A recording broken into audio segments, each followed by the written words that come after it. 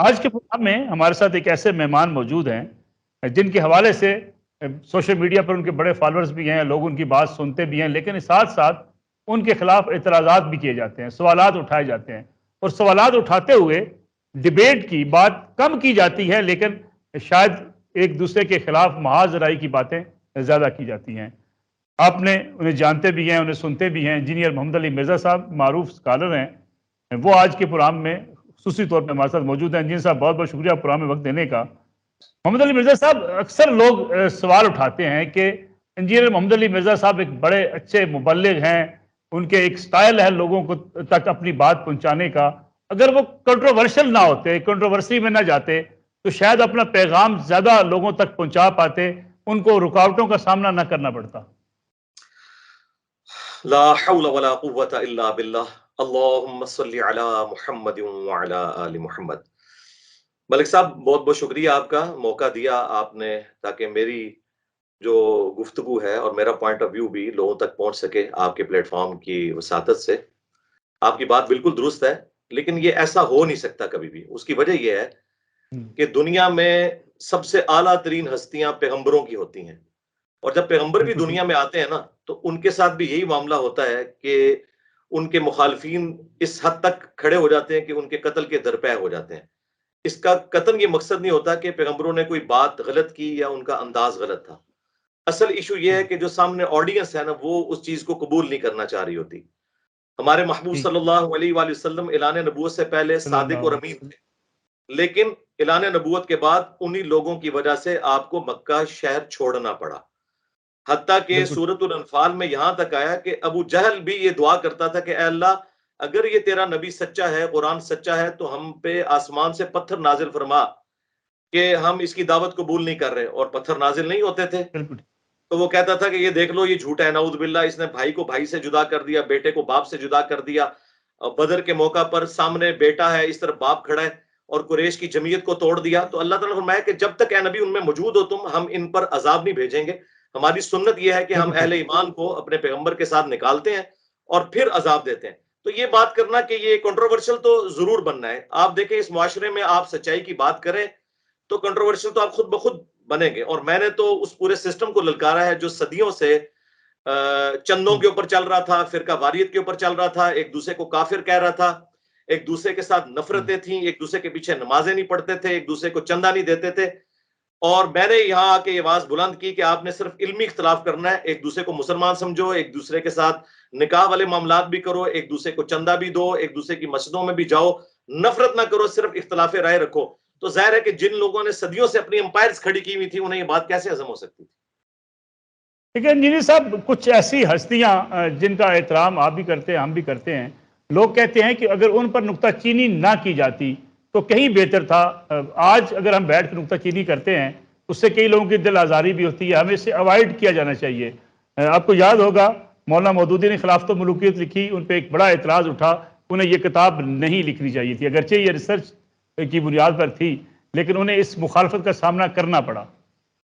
جی، اب اسی کو آپ ڈیپ کر لیں، مولانا مودودی رحمہ اللہ کی جتنی بھی دعوت کی جو ترویج ہوئی ہے نا، اس میں بیسک کردار ہی اسی خلافت و ملوکیت کا ہے۔ جو ان کا سب سے کمزور پوائنٹ لوگوں نے بنایا تھا نا، وہ ان کی سٹرینتھ بن گئی۔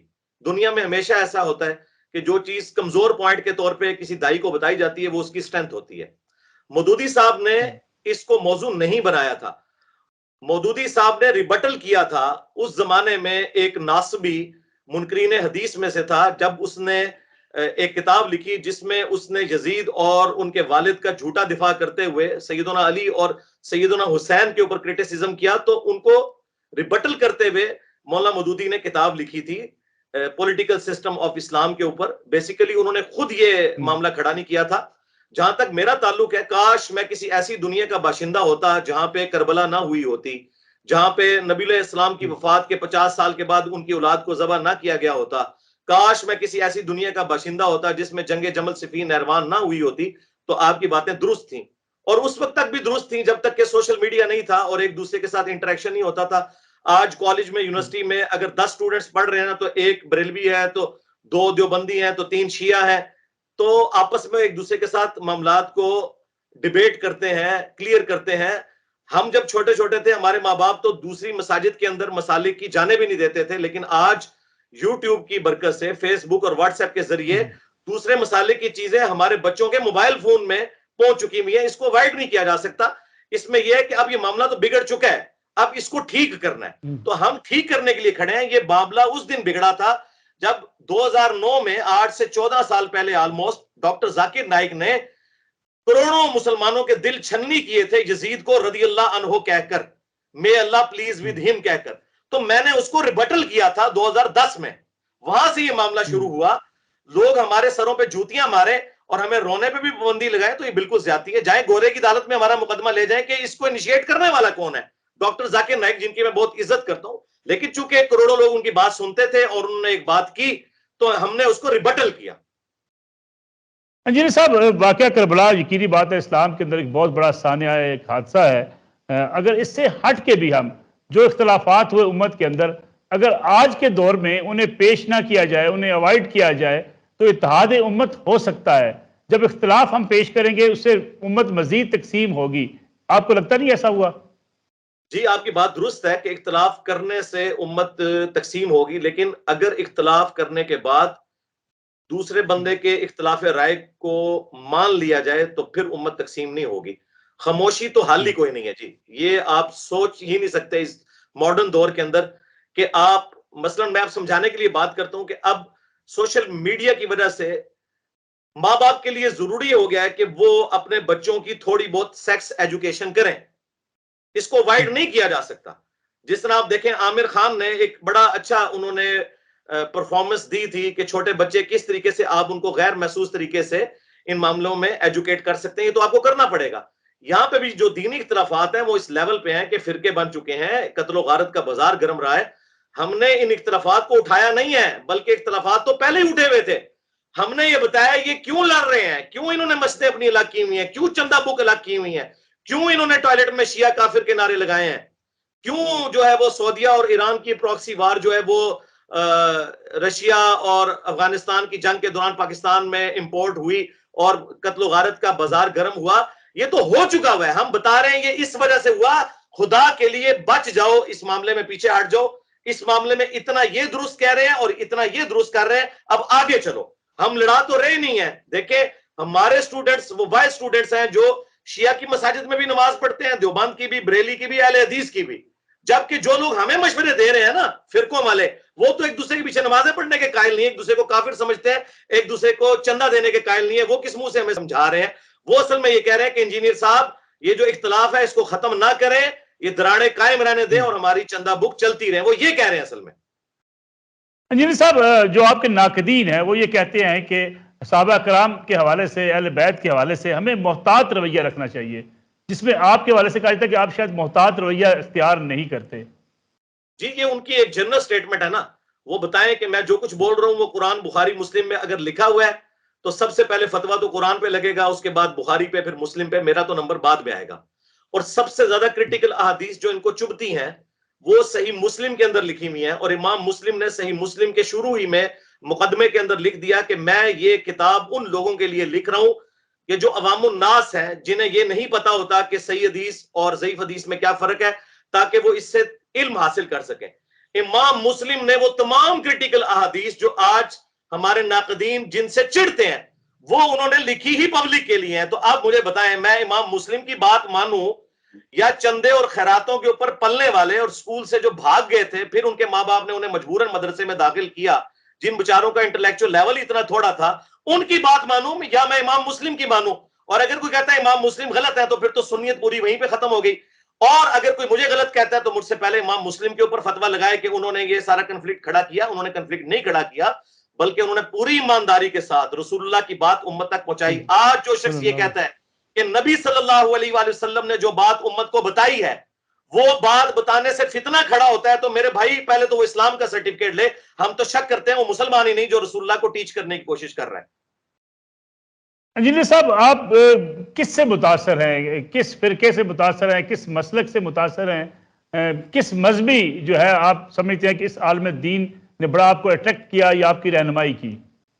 جی، میں سب سے زیادہ متاثر ہوں اس اللہ سے کہ جس نے مجھے پیدا کیا اور مجھے رسول اللہ صلی اللہ علیہ وآلہ وسلم کا امتی بنایا، اور اس کے بعد اس شخصیت سے کہ جس کی قبر مدینے میں ہے صلی اللہ علیہ وآلہ وسلم، جنہوں نے حجت الوداع کے موقع پر میرے لیے قرآن اور سنت چھوڑے، بابے نہیں چھوڑے، بزرگ نہیں چھوڑے، حالانکہ ان کے پاس وہ بزرگ اور بابے تھے جو چھوڑے بھی جا سکتے تھے، لیکن رسول اللہ کو پتا تھا کہ میری وفات کے بعد بالآخر انہوں نے بھی فوت ہو جانا ہے۔ 2 سال کے بعد حضرت ابو بکر بھی فوت ہو گئے، 12 سال کے بعد سیدنا عمر بھی شہید ہو گئے، اور آلموسٹ 25 سال کے بعد سیدنا عثمان بھی شہید، اور 30 سال کے بعد مولا علی علیہ السلام بھی شہید، اور آخری صحابی ابو طفیل عامر بن واثلہ 110 ہجری میں، آج سے آلموسٹ سمجھ لیں آپ 1350 سال پہلے وہ بھی دنیا سے تشریف لے گئے، اور آج کوئی بھی صحابی دنیا میں موجود نہیں ہے، لیکن جو نبی علیہ السلام نے حجت الوداع پہ قرآن اور سنت چھوڑے تھے وہ موجود ہیں، غدیر خون پہ قرآن اور اہل بیت کی بات کی تھی وہ موجود ہے۔ تو میں تو ان سے امپریس ہوں، اور اس کے بعد میں ہر اس شخص سے امپریس ہوں جو مجھے وہ بات بتائے جو اللہ نے اپنے پیغمبر صلی اللہ علیہ وآلہ وسلم کو بتائی تھی۔ مجھے یہ نہ بتائے کہ میرے فرقے کا بابا یہ کہتا ہے اور فلاں فرقے کا بابا یہ کہتا ہے، وہ سارے بابے ایک دوسرے کو مسلمان بھی نہیں سمجھتے، تو جن کا اپنا سٹیٹس یہ ہے کہ ایک دوسرے کے نزدیک وہ مسلمان بھی نہیں ہے، وہ مجھے کہاں سے سمجھائیں گے؟ میں تو اسے اپنا بابا مانتا ہوں جو میرے بابا جان جن کی قبر مدینے میں ہے، النبی اولا بالمؤمنین من انفسہم وازواجہ امہاتہم، نبی مومنین کی جانوں پر ان سے بڑھ کر حق رکھتے ہیں، اور نبی کی بیویاں امت کی مائیں ہیں، اور نبی امت کے روحانی باپ ہیں۔ جو مجھے میرے روحانی باپ کی بات بتاتا ہے وہ خواہ کوئی بھی ہے، ڈگری والا، بغیر ڈگری والا، کسی بھی فرقے سے ہے، وہ میرا امام ہے، اس کے قدموں کی خاک میری آنکھوں کا سرما۔ اور جو کتنا بڑا ہے وہ رسول اللہ کی مخالفت پہ کوئی بات کرتا ہے، ہم اس کے لیے کوئی بھی اپنے دل میں نرم جذبہ نہیں رکھتے۔ لیکن جن صاحب ہم نے دیکھا کہ ازواج کے حوالے سے نبی کریم صلی اللہ علیہ وسلم کی جو ازواج ہیں ان کے حوالے سے بھی بعض اوقات پاکستان کے اندر یا پاکستان سے باہر بھی جس قسم کی زبان استعمال کی جاتی ہے اس سے لوگوں میں ایک انتشار بھی پایا جاتا ہے، غم و غصہ بھی آتا ہے، یہ تفریق کا باعث بن جاتا ہے۔ کیا اس پہ کوئی سزا ہونی چاہیے؟ جی سزا کیوں نہیں ہونی چاہیے؟ دیکھیں ایک بڑا غالی رافضی ہے عرب دنیا کے اندر، یاسر الحبیب، جس نے اما عائشہ سلام اللہ علیہا کے اوپر بکواس کی تھی، تو سب سے پہلے فتویٰ ایران سے خامنائی صاحب کا نکلا تھا۔ میں ایک سنی پلیٹ فارم پہ ہوتے ہوئے خامنائی صاحب کی تعریف کروں گا کہ انہوں نے صراحتاً کہا تھا کہ اس سے شیعت کا کوئی تعلق ہی نہیں ہے جو امہات المومنین کی توہین کرے کہ جن کی نسبت رسول اللہ کے ساتھ ہے صلی اللہ علیہ وآلہ وسلم۔ اسی قسم کا فتویٰ سستانی صاحب نے بھی نکالا تھا عراق سے۔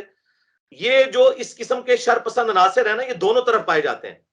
اب اس میں حق کی راہ یہ ہے کہ جہاں امہات المومنین کی گستاخیاں ہو رہی ہیں نا، وہاں پر سیدنا علی کے بھی تو گستاخ موجود ہیں، جو سیدنا علی کو ان کے مخالفین کی نظر میں نیچا کر کے دکھاتے ہیں، ان کے بیٹے حسین ابن علی کو باغی کہتے ہیں اور یزید کو امیر المومنین کہتے ہیں۔ تو جب سنی علماء اس قسم کی ہٹ درمی کریں گے اور ناسبیت کا مظاہرہ کریں گے تو میری بات یاد رکھیے گا کہ رافضیت یعنی غلو کرنا اہل بیت کی شان میں اور صحابہ پر تبرہ کرنا، یہ اس کو رافضیت کہا جاتا ہے۔ یہ بائی پروڈکٹ ہے ناسبیت کی، یعنی اہل بیت کے ساتھ بغض رکھنے کی۔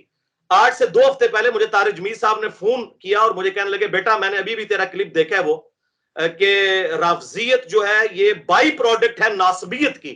جب اہل بیت پہ ظلم ہوئے اس کے ریونج میں لوگوں نے صحابہ کو برا کہا، تو مجھے یہ تمہاری بات بہت پسند آئی ہے، یہ تم نے ریالٹی بیان کی ہے الحمدللہ۔ تو جو اہل ایمان ہے نا، صحیح ایمان والے، انہیں پتہ ہے کہ سچائی کیا ہے۔ اگر موجودہ حالات کی بات کی جائے، آج ہمارے معاشی، سماجی اور سیاسی مسائل بڑے سنگین ہو چکے ہیں۔ جب ہم معیشت کی بات کرتے ہیں، سود کی بات آتی ہے، علماء کہتے ہیں سودی بینکاری ختم ہونی چاہیے، آپشن دینے سے شاید کتراتے ہیں۔ کچھ بینکس ایسے ہیں جو کہتے ہیں ہمارے پاس فلاں عالم دین کا فتویٰ موجود ہے۔ کیا یہ اچھا نہ ہوتا کہ کوئی ایک ایسا فتویٰ ہوتا جو تمام بینک استعمال کر سکتے، لوگوں کو پتہ چل جائے اسلامی بینکاری کیا ہے اور سودی بینکاری کیا ہے، غیر سودی بینکاری کیا ہے؟ دیکھیں جی، جہاں تک اسلامک بینکنگ کا تعلق ہے تو مفتی تقی عثمانی صاحب حفظہ اللہ تعالیٰ نے جو ایفرٹ اس حوالے سے کی ہے وہ پوری دنیا میں قدر کی نگاہ سے دیکھی جاتی ہے، اور میں نے الحمدللہ ان بائسڈ ہو کے ان کی ساری کتابیں پڑھی ہیں، انگلش میں بھی اور اردو میں بھی جو ان کی بکس تھیں۔ میں تو الحمدللہ چند ایک پوائنٹس کے علاوہ ان کے ساتھ بالکل ایگری کرتا ہوں، اور میں پاکستان کی جو اسلامک بینکنگ ہے اسے آلموسٹ 90% اسلامک ہی سمجھتا ہوں۔ ایک دو اس میں قباحتیں ہیں، ظاہر ہے وہ خود بھی مانتے ہیں، مثلاً جو قرض لیٹ ہونے کے اوپر پینلٹی ڈالی جاتی ہے اس کو وہ چیریٹی فنڈ میں لے جاتے ہیں اور وہ ڈیٹرنس کے طور پہ پینلٹی رکھتے ہیں۔ اسلام میں تو آپ نے مقروض کو مہلت دینی ہے، یہاں پہ ایک دو مہینے تو مہلت دیتے ہیں، اور آپ کو پتا ہے یہاں پہ پھر لوگ ایسے ہیں کہ وہ قسط بھی نہیں ادا کریں گے، تو ڈیٹرس کے طور پہ انہوں نے پینلٹی رکھی ہے، لیکن وہ گورنمنٹ کے چیریٹی فنڈ میں جاتی ہے، بینک اس کا بینیفیشری نہیں ہوتا، تاکہ بینک کو بھی کوئی مزہ نہ آئے لوگوں کے اوپر خام خواہ اس قسم کی قدغن لگانے پہ۔ یہ دو چار چیزیں ہیں، اوورال ان کا سسٹم بہت درست ہے۔ اور باقی آپ نے یہ کہا کہ جی علماء تو ظاہر ہے کبھی بھی اس کے اوپر مکمل طور پر متفق اس لیے نہیں ہو سکتے کہ زیادہ تر کا تو نالج ہی اس لیول کا نہیں ہے۔ بڑی معذرت کے ساتھ ہمارے علماء کے پاس اکانومی کا علم ہی کوئی نہیں ہے، سائنس کا علم ہی کوئی نہیں ہے، چند ایک لوگ ہیں جن کے پاس اس طرح کا علم ہے۔ میرا خیال ہے علماء سے زیادہ یہ جو اکانومسٹ ہے نا، ان کو یہ چیزیں ڈیسائیڈ کرنی چاہیے۔ علماء کا کام صرف یہ ہے کہ وہ یہ بتائیں کہ سود کی ڈیفینیشن یہ ہے، جس کے اوپر سب کے سب متفق ہیں کہ پیسے کے بدلے پیسہ سود ہے۔ ونس کموڈٹی انوالو ہو جائے تو پھر وہ سود نہیں رہتا۔ تو کموڈٹی انوالو ہو گئی، علماء عرب نے بھی قسطوں کے کاروبار کو حلال قرار دیا ہوا ہے، آج کا نہیں، کئی سال پہلے کا۔ اور پاکستان میں بھی بریلوی، دیوبندی اور اہل حدیث بھی بعض علماء اس کو جائز سمجھتے ہیں، چند ایک اہل حدیث علماء نے اس میں تھوڑی سختی کی تھی۔ اور یہ پورا اسلامک بینکنگ کا نظام جو ہے وہ منی اگینسٹ گڈز کے اوپر چل رہا ہے، جو بالکل درست ہے۔ تو یہ ہو سکتا ہے، سسٹم دے دیا نا جی۔ یہ بار بار مجھے نہیں سمجھ آتی کہ ٹی وی چینلز کے اوپر بھی لوگ آ کے بات کرتے ہیں جی علماء سسٹم نہیں دے رہے۔ بھائی تقی عثمانی صاحب نے جو سسٹم دیا ہے ہر نہیں، میرے لحاظ کہنے سے مراد یہ تھا انجینئر سے صاحب کہ یہ سسٹم، یہ جو ان کا فتویٰ تھا، یہ تمام بینکوں کے لیے جہاں جہاں یہ سسٹم کام کر رہا تھا اس کے لیے اگر اویلیبل ہوتا تو شاید یہ تفریق نہ ہوتی۔ دیکھیں انہوں نے جنرل فتویٰ دیا ہے، آپ جن بینکوں کے لیے وہ فتویٰ سمجھ بھی رہے ہیں نا، ان کے لیے بھی نہیں ہے، کیونکہ انہوں نے اس کو اس کے ساتھ مشروط کیا ہے کہ جب تک وہ ان شرائط کے مطابق چلیں گے، اس کے لیے لادہ سے ایک اسٹیٹ بینک کے انڈر ایک بورڈ بنا ہوا ہے جو ان چیزوں کو انشور کرتا ہے، باقاعدہ اینول رپورٹ نکلتی ہے جس میں کوارٹرلی یہ چیزیں انہوں نے بتائی ہوتی ہیں، بیلنس شیٹ پوری موجود ہوتی ہے کہ ہم نے فلاں جگہ یہ پیسہ لے کے انویسٹ کیا، فلاں ٹیکسٹائل مل میں انویسٹ کیا، اس میں سے ہمیں اتنا ڈیویڈنڈ ملا، وہ پروفٹ ہم نے اتنا حصہ اپنے کسٹمر کو دے رہے ہیں اور اتنا بینک کے پاس رکھ رہے ہیں، وہ پورا کا پورا چیزیں جو ہیں وہ ڈکلیئرڈ ہوتی ہیں۔ کچھ سال پہلے کی بات ہے کہ یہ جناح انٹرنیشنل ایئرپورٹ کی توسیع کے دوران آلموسٹ کوئی 6 ارب روپے کی مشینری ریکوائرڈ تھی، تو اسلامک بینک والوں نے وہ مشینری خریدی اور وہ 6.25 ارب میں گورنمنٹ آف پاکستان کو انہوں نے وہ بیچی، اور گورنمنٹ نے قسطوں میں وہ پیسے ادا کیے، جو اوپر کے وہ جو بن رہے تھے نا آلموسٹ سمجھ لیں 25 کروڑ روپیہ، وہ ان کا پروفٹ بنا اور وہ اگینسٹ گڈز تھا، وہ انہوں نے ڈیویڈنڈ کے طور پہ کسٹمر میں تقسیم کیا اور خود بھی رکھا، تو بالکل حلال ہے یہ۔ اگر ہم نظام کی بات کریں، جمہوریت کی بات کی جاتی ہے، لیکن آج بھی 2023 میں بھی ہمیں یہ سننے کو ملتا ہے کہ جمہوریت اسلام میں نہیں ہے، یہ جو جمہوری طرز حکومت ہے یہ درست نہیں ہے، پارلیمانی نظام پر سوالات اٹھتے ہیں، کبھی خلافت کی بات کی جاتی ہے۔ کیا موجودہ جو نظام جمہوریت ہے ہمارے ہاں یہ درست ہے؟ دیکھیں یہ تو وہ والی جمہوریت ہی نہیں ہے جسے علماء نے کفر قرار دیا تھا، یا ڈاکٹر اقبال کے حوالے سے جو چیزیں پریزنٹ کی جاتی ہیں، وہ جمہوریت ہے جس میں حلال اور حرام کا فیصلہ عوام کرے، تو وہ جمہوریت تو کفر ہے۔ پاکستان کی جمہوریت میں کہاں یہ چیز ہے کہ جو پاکستانی عوام ہے وہ حلال اور حرام کا فیصلہ کرے گی؟ وہ تو قرارداد مقاصد جب منظور ہوئی تھی تو مولانا مودودی رحمہ اللہ، جو خلافت کے اس ماڈرن دور میں اس آواز کو اٹھانے والوں کے بانی ہیں، عرب دنیا میں بھی عجم میں بھی، انہوں نے کہا تھا آج پاکستان کی ریاست نے کلمہ پڑھ لیا ہے، جس میں یہ کہا گیا تھا کہ پاکستان کی عوام جو ہے اقتدار اعلیٰ کا مالک تو اللہ ہے، اس اختیار کو پاکستانی عوام یوز کرے گی اس حوالے سے کہ وہ اپنے ریپریزنٹیٹیو پارلیمنٹ میں بھیجے گی۔ اس لیے تو دیکھیں جماعت اسلامی بھی تو بعد میں سیاست میں آ گئی نا، کیونکہ اس میں تھا کہ حرام اور حلال کا فیصلہ پارلیمنٹ نہیں کرے گی، حلال کے دائرے میں کرے گی۔ تو یہ تو قرآن میں بھی لکھا ہے وَأَمْرُهُمْ شُورَىٰ بَيْنَهُمْ، مسلمانوں کے آپس کے معاملات جو ہیں وہ مشورے سے طے پائیں گے۔ یعنی اب رمضان کا مہینہ چل رہا ہے، ہم اس کے اوپر تو جمہوریت کر سکتے ہیں کہ ہم نے افطار کے اندر شربت سرو کرنا ہے یا کھجور سرو کرنی ہے یا خالی پانی سرو کرنا ہے، لیکن اس کے اوپر ڈیموکریسی نہیں ہوگی کہ شراب سرو کرنی ہے یا شربت سرو کرنا ہے، وہ تو بین ہے۔ تو اسلامک ڈیموکریسی جو ہے یہ ماڈرن فارم ہے خلافت کی۔ یہ جو یہ بات کرتے ہیں نا خلافت کے خلاف، یہ چاہتے ہیں اس ملک میں ڈکٹیٹرشپ آئے اور ایک مولوی اوپر بیٹھ جائے جو اپنے مخالفین کو جیلوں میں ڈالے۔ جن لوگوں کو یہ خلیفۃ المسلمین بنا کے پریزنٹ کرتے ہیں، انہوں نے اپنے بھائی قتل کروائے ہوئے ہیں، اپنے باپ تک جیلوں میں ڈلوائے ہوئے ہیں، جن کی یہ تعریفیں کرتے ہیں اس لیے کہ وہ اپنے دور کے علماء کو کھلاتے پلاتے تھے۔ میں خود خاندان مغلیہ سے تعلق رکھتا ہوں، ہمارے پرخ تھے اورنگزیب عالمگیر جس کے بارے میں مشہور ہے، اس نے جو ہے وہ ٹوپیاں بنا کے تو گزر بسر کرتا تھا، نماز کوئی نہیں چھوڑی، لیکن کوئی بھائی بھی زندہ نہیں چھوڑا اور باپ کو بھی جیل میں ڈالا، اور اس پہ تر رہا یہ کہ 1400 علماء کو بٹھا کے اس نے فقہ حنفی کا فتاوی عالمگیریہ لکھوا دیا، اس کی وجہ سے علماء اس کی تعریفیں کر رہے ہیں، حالانکہ اس کا کریکٹر کوئی سنت کے مطابق نہیں تھا. خالی داڑھی رکھ لینے سے اور ٹوپیاں سی لینے سے آپ مسلمان نہیں ہو جاتے جب تک کہ آپ اپنے معاملات کو حقوق اللہ اور حقوق العباد کے اعتبار سے درست نہ کریں. اور یہ وہ بندہ بات کر رہا ہے جو خود مغل خاندان سے تعلق رکھتا ہے. جی صاحب، آپ نے جیلوں کی بات کی، آپ کے اوپر مقدمے درج کیے گئے، آپ قانونی طریقہ کار اختیار کرتے ہیں اپنے مقدمات اپنے اوپر ہونے والے پرچوں کے حوالے سے؟ جی جی الحمدللہ ہم ہمیشہ قانونی راستہ ہی اختیار کرتے ہیں.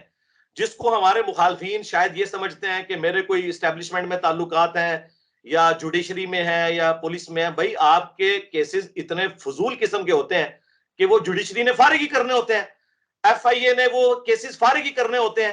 آپ جھوٹے الزام لگا رہے ہیں. دیکھیں مسلسل 20 مرتبہ یہ مجھ پہ الزام لگا چکے ہیں کہ میں قادیانی ہوں، اس وجہ سے کہ میرے نام میں مرزا آتا ہے. بھائی میں نے 15 سال اس ادارے میں جاب کی ہے جہاں پہ کوئی قادیانی جاب ہی نہیں کر سکتا. نیس کام کا ادارہ، اٹامک انرجی سے نکلا ہوا یہ ادارہ ہے، اس کے اندر میں نے 15 سال سرو کیا ہے آفیسر رینک میں 19 گریڈ کے اندر ڈاکٹر سمر مبارک مان صاحب کے ساتھ، اور ان کے بعد جو عرفان برنی صاحب تھے، ان سب بڑے لوگوں کے ساتھ میں نے کام کیا ہوا ہے.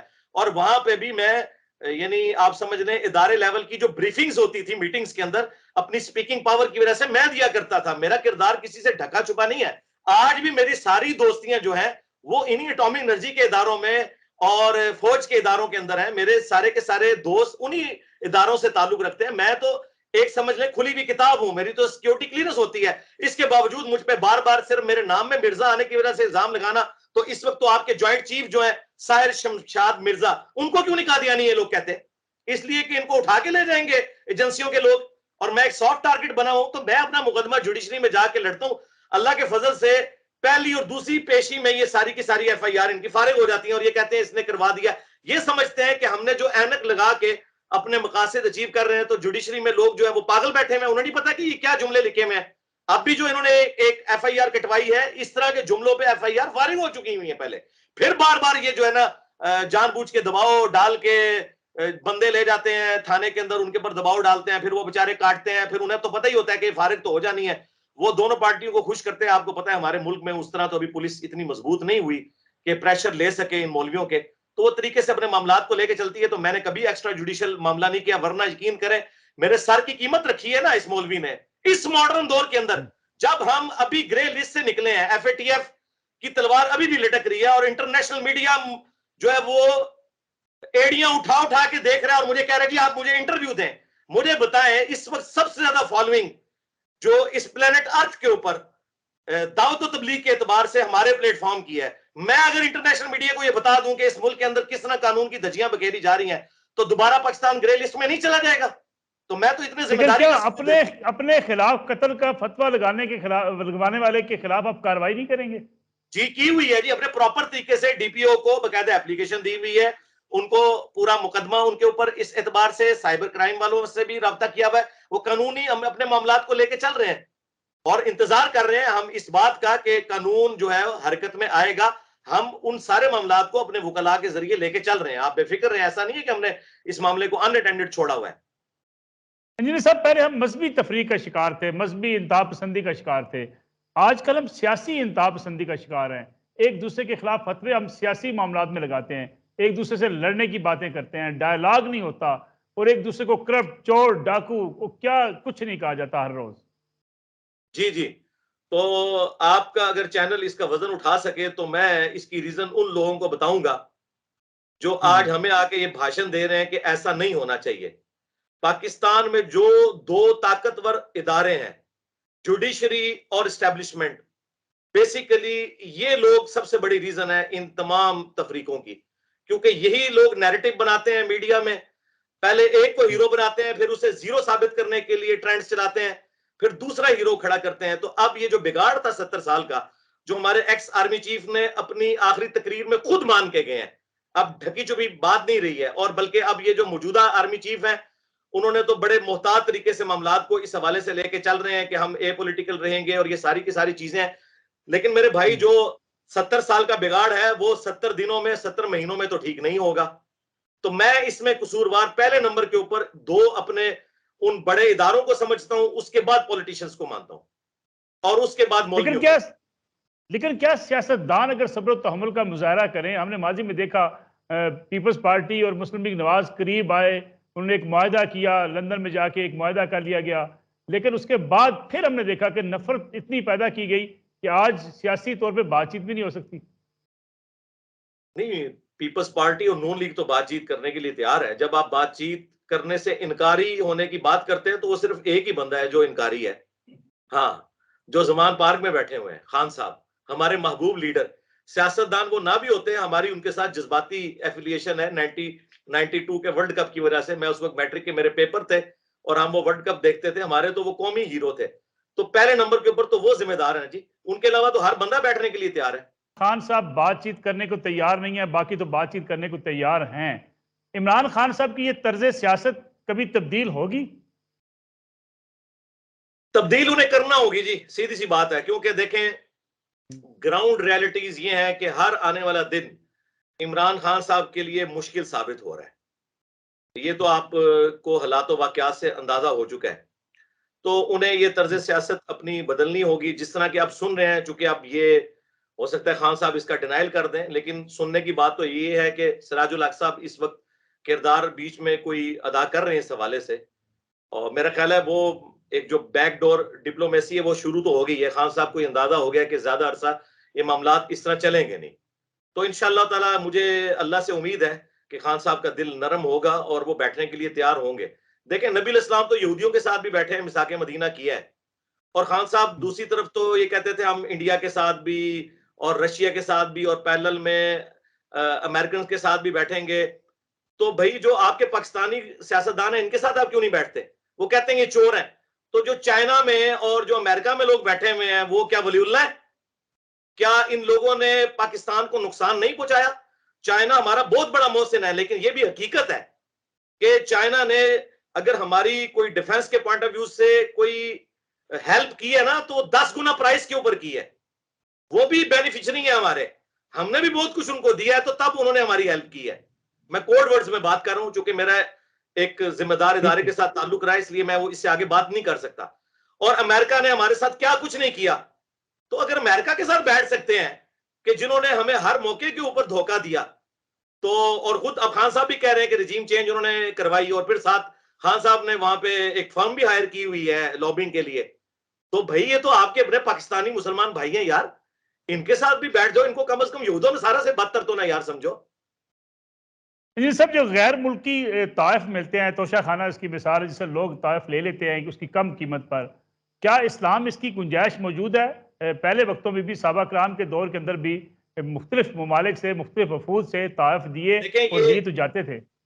جی دیکھیں یہ بڑے افسوس کی بات ہے کہ جب خان صاحب کے ساتھ یہ سارے معاملات ہوئے ہیں اسی وقت ہماری جوڈیشری بھی جاگ اٹھی ہے اور ہمارے علماء بھی بھاشن دینے کے لیے میڈیا کے اوپر آ گئے ہیں کہ جی توشہ خانہ کے جو جتنے بھی تحائف ہیں یہ بیت المال میں جمع ہونے چاہیے اور لوگوں کو نہیں لینے چاہیے۔ پہلے یہ کہاں سوئے مرے پڑے ہوئے تھے، یہ تو سارے لوگ لیتے رہے ہیں، پھر ہمارے ریاستی اداروں کے لوگ بھی، چاہے اسٹیبلشمنٹ ہو جوڈیشری ہو، انہوں نے تھوڑے تحفے لیے ہیں۔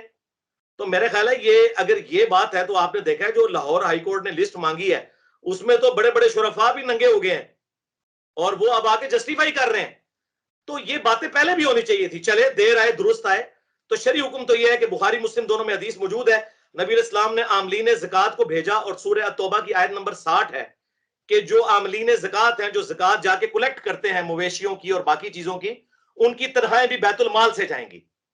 اب وہ جب آتے تھے بیت المال میں آ کے وہ بھیڑ بکریوں کی زکوٰۃ جب جمع کرواتے تھے اور ساتھ وہ یہ کہتے تھے کہ یہ وہ تحائف ہیں جو ہمیں ملے ہیں اور یہ وہ زکوٰۃ ہے جو مسلمانوں نے ہمیں دی ہے، تو نبی علیہ السلام نے فرمایا کہ تم اپنے ماں باپ کے گھر جا کے آرام کرو، میں دیکھتا ہوں تمہیں وہاں کون یہ تحفے دیتا ہے، یہ تحفے تمہیں اس پوسٹ کی وجہ سے ملے ہیں، لہٰذا یہ تحفے بھی توشہ خانہ یعنی بیت المال میں جمع ہوں گے۔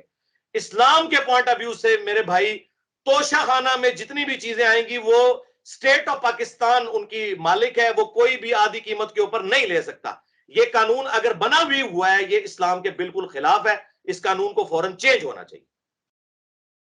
انجینئر صاحب آپ پر ایک قاتلانہ حملہ ہوا، کون لوگ تھے اس کے پیچھے؟ آپ نے آئیڈینٹیفائی کیے؟ ایک نہیں سرکار، 3 قاتلانہ حملے ہو چکے ہیں۔ تینوں کے تینوں جو ہیں وہ سیلف موٹیویٹڈ لوگ تھے. اور آپ کو میں بتاؤں ان تینوں کی حالت تو ہم نے خود دیکھی ہے. ان سے پہلے بھی اس قسم کے جتنے برین واش لوگ آئے ہیں نا غازی بن کے سب لوگ اینڈ پہ رحم کی اپیلیں مانگتے ہیں. کبھی صدر پاکستان سے اگر وہاں تک یعنی پہنچے. آپ کسی گروہ کے اوپر الزام نہیں لگا رہے؟ نہیں, ناٹ ایٹ آل. کبھی بھی نہیں لگا سکتا میں جب تک میرے پاس کوئی ثبوت نہ ہو. تو یہ میں ان تینوں حملوں کو آرگنائز نہیں مانتا, سیلف موٹیویٹڈ لوگ تھے. کیونکہ اگر آرگنائزڈ ہونا تو وہ اس کے شواہد نظر آ جاتے ہیں, تو ایسا نہیں تھا. لیکن وہ ہماری جو دینی تنظیمیں جو ہمارے ریاستی اداروں نے اپنی پالیسیز کی وجہ سے لانچ کی تھی, جو آج ہمارے لیے ناسور بن چکی ہوئی ہیں, اس وقت تو انہوں نے پولیٹیکل گورنمنٹس کو ویک کرنے کے لیے یہ سب کچھ کیا. لیکن آج یہ لوگ جیب کترے بن چکے ہوئے ہیں, چونکہ یہ نوکریاں تو ان کی ختم ہو گئی. اب تو ان کو ایف اے ٹی ایف کے بعد کوئی چندہ نہیں ملتا گورنمنٹ کی طرف سے. تو یہ اب سب کے سب لوگ ہمیں کاٹنے کو دوڑ رہے ہیں, اور ان کے ٹرین کیے ہوئے لوگ ہوتے ہیں. لیکن وہ جماعتیں خود لانچ نہیں کرتی, لیکن چونکہ انہوں نے نیریٹو ایسا بنا دیا ہے کہ آپ نے قانون کو ہاتھ میں لینا ہے. اب مجھے بتائیں, جو اس وقت پیر افضل قادری صاحب ہیں, وہ تو آپ کے سامنے میڈیا میں آ کے کہہ رہے ہیں کہ میں سر کی قیمت مقرر کرتا ہوں.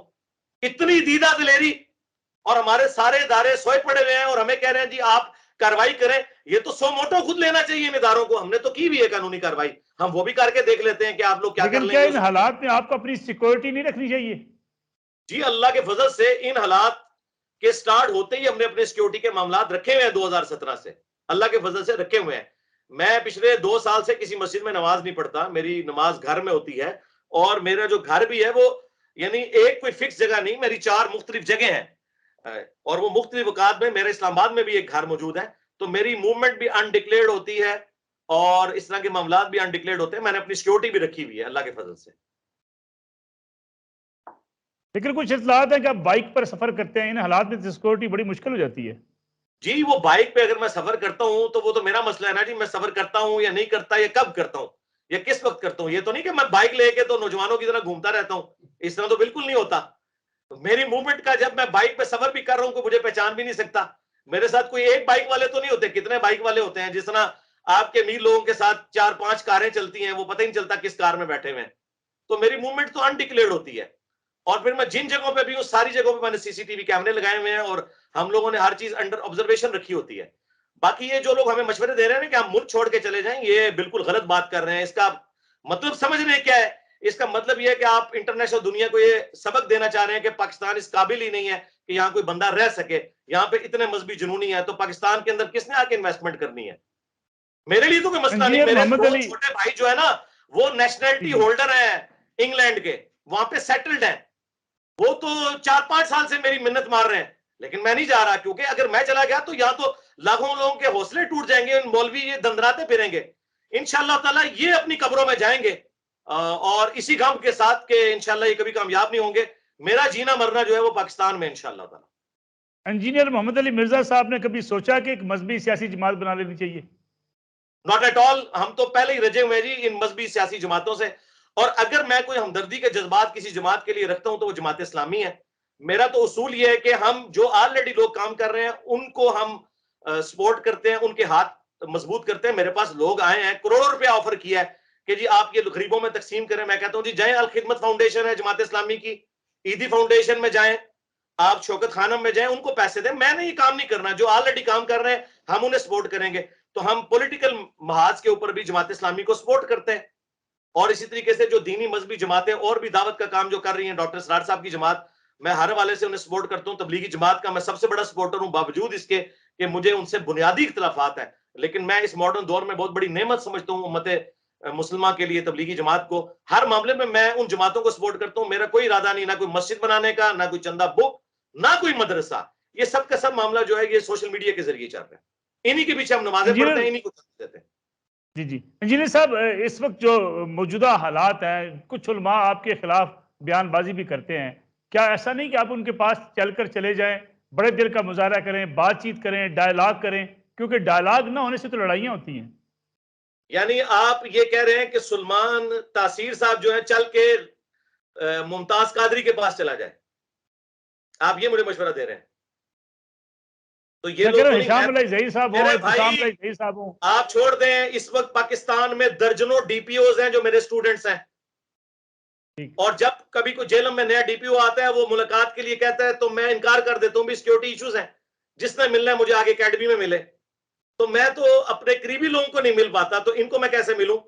ہاں گورنمنٹ لیول کے اوپر کوئی ایفرٹ کی جائے اس حوالے سے, تو بڑے علماء کے ساتھ میں بیٹھنے کے لیے تیار ہوں. جن علماء کا آپ ذکر کر رہے ہیں میرے بھائی, یہ تو کسی گنتی میں نہیں ہے. بڑے علماء میں آپ کو بتا دیتا ہوں کون ہے وہ, کہ جب برا وقت فرقوں پہ آتا ہے تو وہ ریسکیو کرنے پہنچتے ہیں. بریلویوں کے بڑے عالم سعد رضوی صاحب نہیں ہیں. بریلویوں کے بڑے عالم جو ہیں وہ پیر افضل قادری صاحب نہیں ہیں. بریلویوں کے بڑے عالم ہیں مفتی منیب الرحمان صاحب. دیوبندیوں کے بڑے عالم جو ہیں وہ ہیں مفتی تقی عثمانی صاحب. اہل حدیث کے بڑے عالم جو ہیں وہ ساجد میر صاحب ہیں. تو یہ اگر کہیں پہ کوئی پروگرام ارینج کرتے ہیں تو انشاءاللہ تعالی میں ان کو ملنے کے لیے میں ان کے قدموں میں بیٹھوں گا. اور اللہ کے فضل سے ان تینوں میں سے کسی نے یہ جرات نہیں کی کہ میرے بارے میں کوئی ایک جملہ بھی لکھیں, کوئی ایک فتویٰ بھی لکھیں. ورنہ اگر یہ مجھے سمجھتے ہیں میں سب سے بڑا فتنہ ہوں تو کسی بڑے عالم نے آ کے فتویٰ کیوں نہیں دیا؟ کیوں یہ چھوٹے سامنے آتے ہیں کہ جن کی بکت یہ ہے کہ وہ ایک دوسرے کو نہیں مانتے؟ مثلا پیر افضل قادری جو ہے وہ سعد رضوی صاحب کو گالیاں نکالتے ہیں, سعد رضوی صاحب ان سے اعلان برات کرتے ہیں. جن کی اپنی کریڈیبلٹی یہ ہے کہ وہ اپنی جماعت کے لوگ ان کو آن نہیں کرتے ہیں, وہ میرے خلاف فتویٰ دیں گے تو ان کی کیا امپورٹنس ہوگی مجھے بتائیں. انجینئر صاحب, اتحاد امت کے لیے آپ سمجھتے ہیں کہ حکومتی سطح پہ چل جس کا آپ ذکر کر رہے ہیں کوئی ایسی کانفرنس ہو جس میں بڑے علماء کو بلایا جائے اور ایک چیز طے کر لی جائے کہ ہمیں امت کے اندر اختلاف ختم کرنے کے لیے ان فتووں سے نجات حاصل کرنی ہے؟ جی دیکھیں, پیغام پاکستان تو انہوں نے لکھا تھا نا, لیکن افسوس کے لکھوانے والوں کو علماء کی معذرت کے ساتھ میں سخت لفظ استعمال کروں گا, چلے میں یہ کہتا ہوں چند علماء کی عیاری اور مکاری کا پتہ نہیں ہے. اس کی وجہ سے پیغام پاکستان بڑا اچھا ڈاکومنٹ ہے لیکن ناقص ہے. اس میں 3 چیزیں ایڈ ہونی چاہیے تھی, بلکہ 3 ہی چیزیں ہونی چاہیے, اس کے علاوہ کسی چیز کی ضرورت نہیں ہے. نمبر 1, بریلوی, دیوبندی, اہل حدیث, شیعہ اور ان کے جتنے آف شوٹ ہیں, حنفی, شافعی, مالکی, حنبلی یا اثنا عشری ہوں, زیدیہ ہوں, اسماعیلیہ ہوں, یہ سب کے سب مسلمان ہیں. نمبر 2, ان سب کو چندہ دینا بالکل درست ہے. نمبر 3, سب کی ایک دوسرے کے پیچھے نماز ہو سکتی ہے. اور نمبر 4, تمام کی مساجد کے اندر تمام فرقوں کو بلا تفریق اپنے اپنے طریقے کے مطابق نماز پڑھنے کی اجازت ہے. یہ 4 جملے اگر علماء پیغام پاکستان میں ڈال دیں اور ان بڑے علماء کے سگنیچر لے لیں تو فرقہ واریت ختم ہو جائے گی, اس حوالے سے کہ وہ بیماری تو ختم نہیں ہوگی لیکن ایڈریس ہو جائے گی. لیکن یہ کبھی بھی نہیں ہوں گے تیار اس کام کے لیے, کیونکہ اس سے تو پھر ان کی چندہ بک الگ ہو جائے گی. اور آپ کو پتا ہے کہ جامعہ ترمذی میں حدیث ہے, ہر امت کا کوئی نہ کوئی فتنہ ہے, میری امت کا فتنہ مال ہے. یہ کبھی بھی نہیں لکھیں گے. یہ پتہ کیا لکھتے ہیں, ہم ایک دوسرے کو کافر نہیں کہیں گے. اس کا مطلب یہ ہے کہ کافر سمجھتے ہیں, کہیں گے نہیں. یہ نہیں لکھا ہوا کہ ہم مسلمان سمجھتے ہیں, یا ہمارے آپس میں نکاح ہو سکتے ہیں, ہم ایک دوسرے کو چندہ دے سکتے ہیں. اور میں نے ان کو یہ آفر کی ہے کہ یہ میرا پلیٹ فارم ان کے لیے ڈراؤنا خواب ہے نا, میں اپنی تمام ویڈیوز جو ان کو بری لگتی ہیں میں ڈیلیٹ کر دوں گا اگر یہ ڈاکومنٹ ایک پروڈیوس کر دیں اس کے ساتھ کا. اور یہ ڈاکومنٹ اڈوب فوٹو شاپ میں نہیں چاہیے, ویڈیو میں مجھے چاہیے. یہ سارے مولوی آ کے یہ بولیں, میں اپنے جو ہے وہ اس سے چڑھاؤں گا اور پھر میں بتاؤں گا کہ اللہ کے فضل سے آج میرا مشن کمپلیٹ ہو گیا کہ 8 سے 100 سال پہلے ان کے بڑے علماء ایک دوسرے کو کافر کہتے تھے. انجینئر صاحب نے آ کے پرانے سارے بڑے فارغ کر دیے اور سب سے بڑے بن کے اس اعتبار سے سامنے آئے کہ ان کی آنے والی نسلوں کو ایک جگہ پہ اکٹھا کر دیا. تو انشاءاللہ تعالی میں اپنی ویڈیوز بھی ڈیلیٹ کر دوں گا. لیں, میں آپ کے آفیشیل پلیٹ فارم سے اناؤنسمنٹ کر رہا ہوں, پہلے بھی کر چکا ہوں, اور ٹائم قیامت تک ہے یہ ڈاکومنٹ پروڈیوس کر دیں. انجینئر محمد علی مرزا کے لیے بلاول بھٹو زرداری, مریم نواز شریف یا عمران خان کوئی بھی وزیر اعظم بن جائے قابل قبول ہوگا؟ ہاں جی, جن کو پاکستانی عوام چنے. میں یہ کہتا ہوں یہ نہ اسٹیبلشمنٹ کا فیصلہ ہے, نہ جوڈیشری کا فیصلہ ہے, نہ بند کمرے میں بیٹھنے والے چند بڑوں کا فیصلہ ہے. یہ پاکستانی عوام کا فیصلہ ہے. وہ چنے, وہ جس کو بھی چنے, ٹھیک ہے.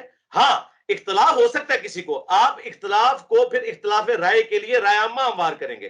ایک بندہ کہتا ہے جی میں بلاول بھٹو کو پرائم منسٹر نہیں دیکھنا چاہتا, اگرچہ عوام نے اسے چن لیا ہے تو ٹھیک ہے, آپ رائے عامہ ہموار کریں اور لوگوں کو قائل کریں کہ نہیں مریم نواز کو ہونا چاہیے. اور اگر مریم نواز بن جاتی ہیں اور آپ سمجھتے ہیں عمران خان کو ہونا چاہیے تو آپ رائے عامہ ہموار کریں, لیکن بند کمروں میں فیصلے نہ کریں. یہ پاکستانی عوام کا فیصلہ ہونا چاہیے. جس طرح میں دین کے معاملے میں قرآن و سنت کو اتھارٹی مانتا ہوں نا, میں پولیٹیکل ایشوز میں آئین کو اتھارٹی مانتا ہوں, نہ جوڈیشری کو کہ وہ اپنی مرضی سے موم کی ناک کی طرح اس کو توڑ موڑ کے کرے. جو ابھی انہوں نے ماضی قریب میں جو کچھ جوڈیشری نے کیا ہے, اللہ تعالیٰ ان کو ہدایت دے. اور نہ میں اسٹیبلشمنٹ کی کسی انوالومنٹ کا قائل ہوں, میں کہتا ہوں آئین کے مطابق چلنا چاہیے.